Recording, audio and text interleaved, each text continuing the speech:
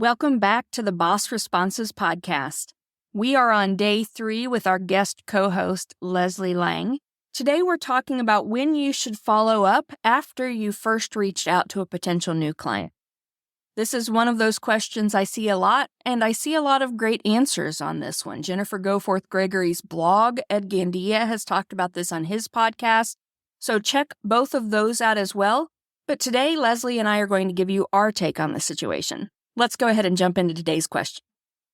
If you're a freelancer, business owner, or anyone who deals with clients, you're in the right place. I'm your host, Teresa Edmond. I've been dealing with clients and running my business for nearly 2 decades. And in that time, I've dealt with my share of doubt, imposter syndrome, and not knowing what to say when a client asks a question I wasn't ready for. I created this podcast to empower you with the boss responses you need to grow your business. Each week, my guest co-host and I will bring you 5 episodes packed with practical insights. Monday through Thursday, we answer your questions. And Fridays, we dive deep to explore how our co-hosts embraced their role as the boss of their business. Welcome to Boss Responses. We're back for day 3 with Leslie. And Leslie, I have a question for you today. This is from a reader about queries and letters of introduction, and I don't do a lot of those, so I'm hoping you can answer this question. It says, I send a lot of queries or letters of introduction, and I find that most of the time I get assignments because I follow up, not from that first contact. What's your take on this, and how important is the follow-up? That is such a great question. I actually find the same thing.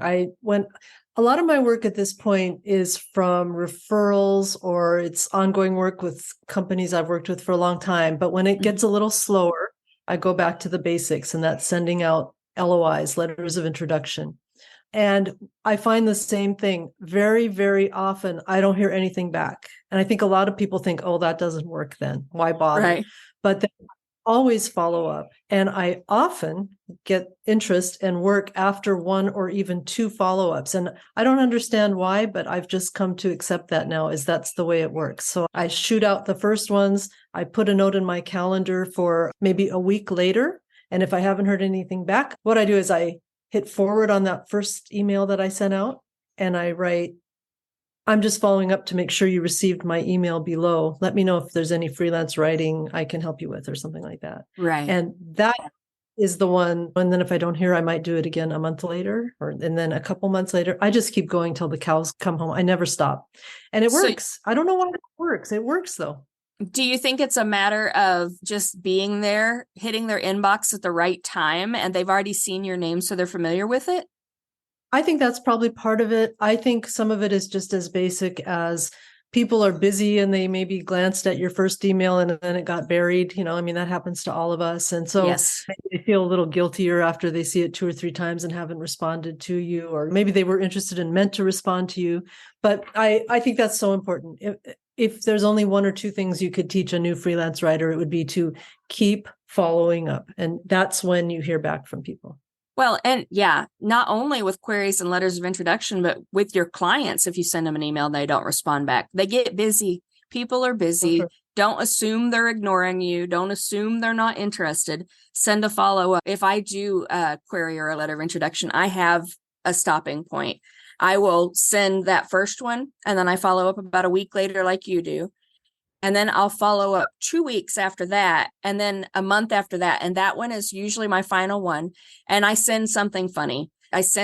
There's an old sales trick where you send an email that has 3 options. I haven't heard back from you. I'm going to assume it's one of these 3 things. And one of them is just completely outlandish. A dragon ate your computer, something like that. And then it's so funny. You've gotten busy and you haven't had a chance to respond yet. You're really not interested. And that's totally okay. You put something like that in there. Or 3, a dragon ate your computer and you couldn't follow up.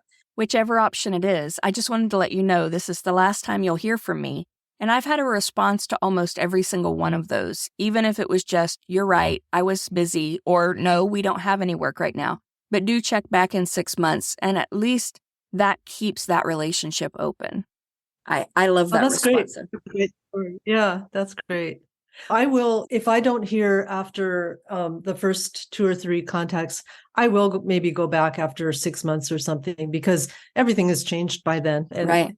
they're not going to even remember that I wrote before, and they've got new projects. And so anyway, yeah, I think following up is so important. I highly, highly recommend you have to do that to succeed in this business. One tip I would also give is if you're following up with someone or a company and you haven't followed up with them in like 6 months, check to make sure it's still the same person. Because with all of the staffing changes, it's a possibility that the person you're emailing is no longer even there and someone just never reads their inbox anymore. So double check and make sure that you're emailing the right person. Yeah, LinkedIn. Check them on LinkedIn. I agree. LinkedIn's great.